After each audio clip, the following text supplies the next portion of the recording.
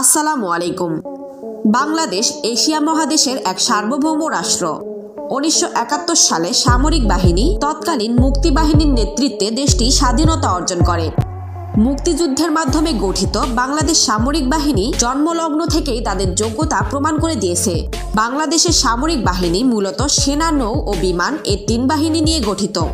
Bangladesh army ने एक important report शाया की है और ये उन लोगों के लिए या उन ममालिकों के लिए जो बांग्लादेश को कमजोर समझते हैं। आप सबको पता है कि बांग्लादेश एक मजबूत आर्मी है और इनकी रिसेंटली रेटिंग भी आई थी, जिसके अंदर इनकी रेटिंग ऊपर से नीचे आई थी, मतलब बेहतरीन की आर्मी के अंदर हुई है 2024 के अंदर। बांग्लादेश आर्मी अब दुनिया की खतरनाक आर्मियों में से शामिल होने वाली है। तो आज हम आपके साथ शेयर करने वाले हैं कि बांग्लादेश ने 5 सालों के अंदर 23 नए जदीद हथियार लिए हैं और इसको यूज करेगी ये बांग्लादेश आर्मी। मतलब 5 सालों के अंदर 23 नई जदीद हथियार और टेक्नोलॉजीज लिए बांग्लादेश आर्मी ने, जो अपने दुश्मन के खिलाफ यूज कर सकती है। तो चलिए आज की वीडियो शुरू करते हुए आपको बताते हैं कि वो कौन से 23 हथियार हैं जो बांग्लादेश यूज कर रही है।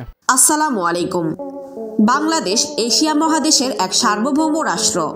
1971 সালে সামরিক বাহিনী তৎকালীন মুক্তিবাহিনীর নেতৃত্বে দেশটি স্বাধীনতা অর্জন করে।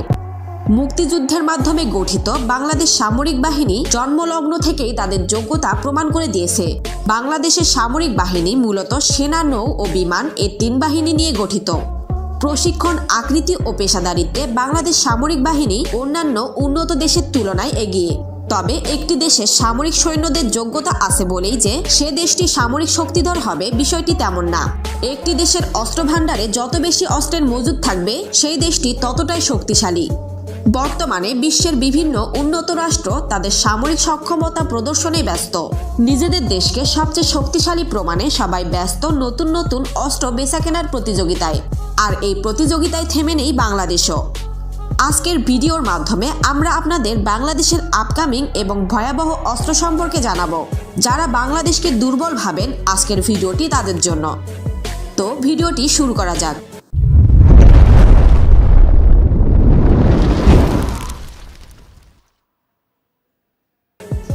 আপনারা হয়তো জেনে গেছেন ইতোমধ্যেই বাংলাদেশ সরকার ইমার্জেন্সি ভাবে বিভিন্ন দেশ থেকে ভয়ঙ্কর সব সমরাস্ত্র, মিসাইল, যুদ্ধ বিমান, যুদ্ধ ট্যাঙ্ক সহ বিভিন্ন সামরিক সরঞ্জাম ক্রয় করে চলেছে। অর্থাৎ এই অস্ত্রগুলো আপকামিং অস্ত্র, যেগুলো ফোর্স গোল 2030 সালের মধ্যে বাংলাদেশের বহরে যুক্ত হতে চলেছে। বর্তমানে বাংলাদেশ মিয়ানমার উত্তেজনার মধ্যে বাংলাদেশ সরকার নতুন করে আরো বেশি সমরাস্ত্র নিজ দেশে উৎপাদন ও ক্রয় করতে চলেছে। আজকের এই ভিডিওর মাধ্যমে আমরা আপনাদের দেখাবো বাংলাদেশের আপকামিং ভয়ঙ্কর 10টি অস্ত্র, যেগুলো বাংলাদেশের বহরে যুক্ত হয়ে গেলে মিয়ানমার তো দূরের কথা, ভারতও আমাদের ভয় পাবে। Number 10, 155 mm হাউজার artillery. আর্টিলারি ছাড়া সেনাবাহিনীর যুদ্ধক্ষেত্র অসম্পূর্ণ। বিশ্বের সকল দেশে নিজেদের চাহিদা এবং সামর্থ্য অনুযায়ী আর্টিলারি ব্যবহার করে থাকে। বাংলাদেশ সেনাবাহিনীর সক্ষমতা আরো বৃদ্ধির জন্য 155 mm হাউজার আর্টিলারি টেন্ডার দেওয়া হয়েছিল 2019 সালে। এই আর্টিলারির বিশেষ বৈশিষ্ট্য হচ্ছে এটি হেলিকপ্টারে করে এক স্থান থেকে অন্য স্থানে নিয়ে যাওয়া যায়। বাংলাদেশ সেনাবাহিনীতে এমন আর্টিলারি সিস্টেমের চাহিদা ব্যাপক এবং বাংলাদেশ সেনাবাহিনী খুব সহজেই হেলিকপ্টারের সাহায্যে এই আর্টিলারিগুলো এক স্থান থেকে অন্য স্থানে নিয়ে গিয়ে যুদ্ধ করতে পারবে। এই ধরনের এক একটি আর্টিলারির ওজন হয় প্রায় 4.5 টন। এই আর্টিলারি পরিচালনা করতে 4 জন ক্রু প্রয়োজন হয়। আর্টিলারিগুলোর রেঞ্জ হয় 25 থেকে 40 কিলোমিটার। জানা যায় বাংলাদেশ সরকার 2 রেজিমেন্ট অর্থাৎ 88টি এই ধরনের আর্টিলারি সিস্টেম চীন থেকে ক্রয় করতে চলেছে। বাংলাদেশের আপকামিং এসব আর্টিলারি অনেক বেশি আধুনিক এবং শক্তিশালী। নাম্বার 9, অ্যাম্ফিবিয়াস ট্যাঙ্ক বা উভচর ট্যাঙ্ক। বাংলাদেশ সরকার বাংলাদেশ সেনাবাহিনীর জন্য অ্যাম্ফিবিয়াস ট্যাঙ্ক বা উভচর ট্যাঙ্ক অর্ডার করেছে চীন থেকে। চীনের 8103 মডেলের উভচর ট্যাঙ্ক কিনবে বাংলাদেশ। বাংলাদেশ নদীমাতৃক দেশ, তাই শত্রুদের বিপক্ষে এদেশে যুদ্ধ করা এক প্রকার চ্যালেঞ্জ। তাই বাংলাদেশ চীন থেকে 54টি এই ধরনের উভচর ট্যাঙ্ক কিনতে চলেছে, কেননা এই ট্যাঙ্ক জলে এবং স্থলে সমানভাবে যুদ্ধ করতে সক্ষম। এই ট্যাঙ্কে রয়েছে 105 মিলিমিটার মেইন গান, 5.7 মিলিমিটার সেকেন্ডারি গান এবং anti tank missile firing capability. Number 8, ASW helicopter বা অ্যান্টি সাবমেরিন হেলিকপ্টার। আমরা বর্তমানে সবাই জানি যে বাংলাদেশ নৌবাহিনী 2030 সালের মধ্যে মোট 6 থেকে 8টি অ্যান্টি সাবমেরিন হেলিকপ্টার কিনতে চলেছে। বাংলাদেশ গত 2013 সালে ASW হেলিকপ্টার অর্ডার করেছে চীনের কাছে। চীন অলরেডি এসব হেলিকপ্টারের কাজ শুরু করে দিয়েছে, যা অল্প কিছু দিনের মধ্যেই বাংলাদেশের নৌবাহিনীর বহরে যুক্ত হবে। ASW হেলিকপ্টারের কাজ হলো পানির নিচে শত্রু সাবমেরিনকে ধ্বংস করে দেওয়া। Number 7, Bayraktar TB2 drone. আপনারা ইতোমধ্যেই হয়তো এর ভয়াবহতা সম্পর্কে জেনেছেন। এই অ্যাটাক ড্রোনগুলো কতটা ভয়ঙ্কর তা আপনি রাশিয়া ইউক্রেন যুদ্ধেই দেখেছেন। ইউক্রেন মাত্র 12টি বাইরাক্তার TB2 ড্রোন দিয়ে প্রায় 3000 রাশিয়ান সামরিক যান ধ্বংস করেছিল, যা সত্যি অবিশ্বাস্য। তুরস্কের তৈরি এই ড্রোনগুলো সারা বিশ্বে ব্যাপক সুনাম অর্জন করেছে, তাই বাংলাদেশ তুরস্ক থেকেই ড্রোনগুলো অর্ডার করেছে, যা আর অল্প কিছু দিনের মধ্যেই বাংলাদেশে যোগ হবে।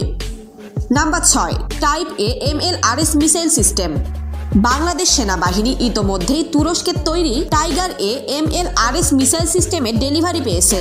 বর্তমানে সেটি মিয়ানমার সীমান্তে রামুসেনা ঘাঁটিতে মোতায়েন করা হয়েছে। এই মিসাইলের মাধ্যমে বাংলাদেশ সেনাবাহিনীর শক্তি আরও বৃদ্ধি পেয়েছে। তবে বাংলাদেশ এখানেই থেমে যায়নি। এবার এর থেকেও শক্তিশালী missile type A MLRS missile order দিয়েছে, যার রেঞ্জ 180 থেকে 300 কিলোমিটার। এই মিসাইলগুলো তৈরি করছে তুরস্কের রকেটসান কোম্পানি। মিসাইলটি 21 সালে অর্ডার দেওয়া হয় এবং 2024 সালের শুরুর দিকে এটি বাংলাদেশে যুক্ত হবে। Number 5, Apache attack helicopter. Bangladesh সেনাবাহিনী আমেরিকা থেকে 8টি অত্যাধুনিক অ্যাটাক হেলিকপ্টার অর্ডার দিয়েছে। অ্যাপাচি অ্যাটাক হেলিকপ্টার তার অ্যাটাকিং ক্যাপাবিলিটি এবং ডগ ফাইটের জন্য সারা বিশ্বে বিখ্যাত। পৃথিবীর মধ্যে সবচেয়ে ভয়াবহ অ্যাটাক হেলিকপ্টার মনে করা হয় এটিকে। একটি অ্যাপাচি অ্যাটাক হেলিকপ্টার যুদ্ধক্ষেত্রে 100টি ট্যাঙ্কের সমান।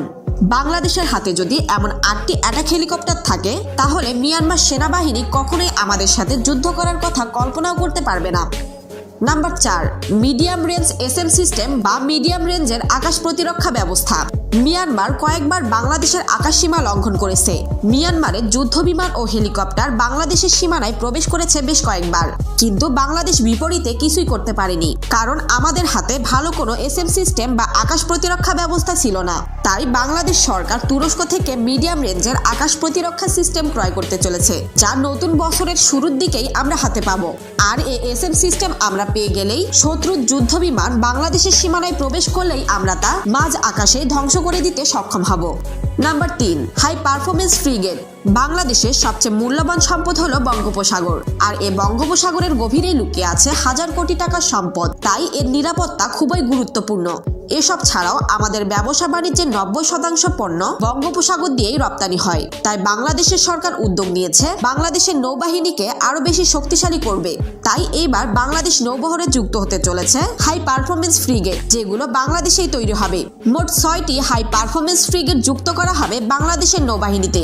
বাংলাদেশের খুলনা শিপইয়ার্ডে তৈরি হচ্ছে এসব যুদ্ধজাহাজ এবং এর অস্ত্রশস্ত্র আসছে তুরস্ক থেকে। আগামী বছর এসব যুদ্ধজাহাজ রাজত্ব করবে বঙ্গোপসাগরের বুকে। এই যুদ্ধজাহাজগুলো লম্বায় হবে 340 থেকে 360 ফুট এবং এই যুদ্ধজাহাজগুলো পরিচালনা করতে 200 থেকে 250 জন নাবিকের প্রয়োজন হবে। এই ফ্রিগেট যুদ্ধজাহাজগুলোতে যুক্ত থাকবে জাহাজ বিধ্বংসী হাইপারসনিক মিসাইল সিস্টেম, যার রেঞ্জ হবে 300 থেকে 350 কিলোমিটার। অর্থাৎ 350 কিলোমিটার দূরে থেকেই শত্রুপক্ষের যুদ্ধজাহাজ ধ্বংস করতে পারবে এই ফ্রিগেটগুলো।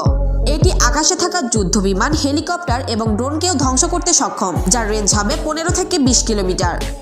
এই ফ্রিগেট যুদ্ধজাহাজগুলোতে সাবমেরিন বিধ্বংসী টর্পেডো থাকবে, যেগুলো রেঞ্জ হবে 70 থেকে 80 কিলোমিটার। অর্থাৎ এই ফ্রিগেটগুলি উভয়মুখী আক্রমণে সক্ষম। Number 2, upcoming submarine. আপনি হয়তো জানেন বাংলাদেশ 2016 সালে চীন থেকে 2টি সাবমেরিন ক্রয় করেছিল। সাবমেরিন দুটির নাম ছিল BNS নবযাত্রা এবং BNS জয়যাত্রা। তবে বাংলাদেশ এই 2টি সাবমেরিন কিনে ক্ষান্ত হয়নি, বরং পটুয়াখালীতে বিশাল সাবমেরিন বেস নির্মাণ করছে বাংলাদেশ। অর্থাৎ বাংলাদেশের পটুয়াখালীতে নির্মাণ হচ্ছে বিশাল সাবমেরিন ঘাঁটি, যেখানে কমপক্ষে 10 থেকে 12টি সাবমেরিন থাকবে সবসময়। আর এবার আরও নতুন প্রযুক্তির ইউরোপ থেকে 4টি সাবমেরিন ক্রয় করতে চলেছে বাংলাদেশ। বাংলাদেশের নতুন 4টি সাবমেরিনই হবে ইউরোপীয় অথবা আমেরিকান সাবমেরিন, যার সবগুলোই হবে অ্যাটাক সাবমেরিন। নাম্বার 1, রাফেল বা যুদ্ধবিমান। মাটি থেকে সমুদ্র কিংবা আকাশ যে কোনো লক্ষ্যবস্তুকে আঘাত হানার ক্ষেত্রে রাফেলের জুড়ি মেলা ভার। 2 ইঞ্জিন বিশিষ্ট এই ফাইটার জেটের একটি ইঞ্জিন বিকল হয়ে গেলেও তার ক্ষমতা কমবে না 1 ইঞ্চিও। রাফেলের সর্বোচ্চ গতিবেগ ঘন্টায় 2000 কিলোমিটার। 150 কিলোমিটারের মধ্যে থাকলেই তাকে নিমিষেই গুড়িয়ে দিবে এই বাংলাদেশি ফাইটার জেট। আপনি হয়তো ইতোমধ্যে জেনে গিয়েছেন বাংলাদেশ রাফেল যুদ্ধ বিমান কিনতে চলেছে, আর এই খবরটি রাফেল যুদ্ধ বিমানের ওয়েবসাইট থেকে জানা গিয়েছে। বাংলাদেশ বিমান বাহিনীর হাতে যদি রাফেল যুদ্ধ বিমান চলে আসে, তবে বাংলাদেশ বিমান বাহিনী বাংলার আকাশ বাতাসে দাপিয়ে বেড়াবে। আজ এই পর্যন্ত। বাংলাদেশের সামরিক সক্ষমতা সম্পর্কে আপনার মতামত অবশ্যই কমেন্টে জানাবেন।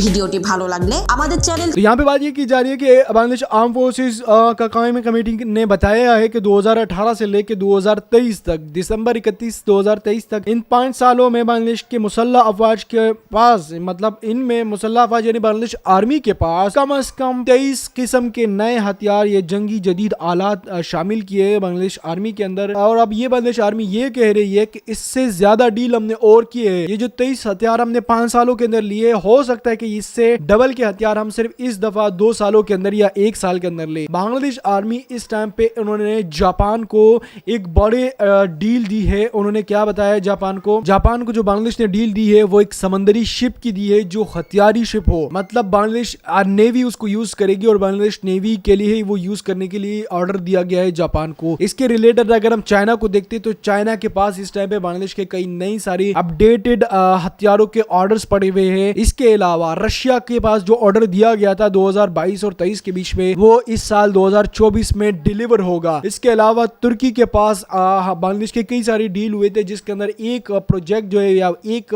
प्रोडक्ट जो है वो बांग्लादेश को 2023 के दिसंबर के अंदर डिलीवर हो चुका है, जिसका नाम था ड्रोन, TB2 नामी ड्रोन था। इसके अलावा बांग्लादेश की जो बाकी ऑर्डर्स की डिटेल्स थी वो हमने आपके साथ शेयर किए हैं। तो 2024 के अंदर कई सारे ममालिक से बांग्लादेश के पास जो है ना वो नए फाइटर्स प्लेन्स भी आएंगे, टैंक्स भी आएंगे, मिसाइल रॉकेट्स भी आएंगे, रॉकेट लॉन्चर्स भी आएंगे। कई सारी चीजें बांग्लादेश ने ऑर्डर करने हैं और ये भी है जो 2 साल पहले कर चुके, उसकी डिलीवरी इस साल 2024 में होगी, और जो 2024 के अंदर डिलीवरी होगी वो बांग्लादेश आर्मी को नेक्स्ट लेवल पे लेके जा सकती है। तो अभी बात ये आ रही है कि बांग्लादेश आर्मी के पास कई नए सारे हथियार है जो बांग्लादेश आर्मी इस टाइम पे यूज कर रही है, और बांग्लादेश आर्मी इसको यूज करने के बाद अपने आर्मी का जो रैंक है वो ऊपर है। अभी शायद 140 ममालिक में 135 पे था या 130 पे था, तो अब नीचे गिर के और भी नीचे की तरफ आ जाएगा। ये जो 23 नई जदीद हथियार थे, इसके बारे में मैंने आज की वीडियो में आपको बताया कि किस तरीके से ये हथियार बांग्लादेश यूज कर सकता है, और बांग्लादेश यूज करने वाला है अपने मुल्क के अंदर। ये काफी खतरनाक हथियार है और बांग्लादेश इसको यूज करेगा। वीडियो अगर इंटरेस्टिंग लगी है तो वीडियो को लाइक लाजमी करिएगा। मिलते हैं नेक्स्ट वीडियो में।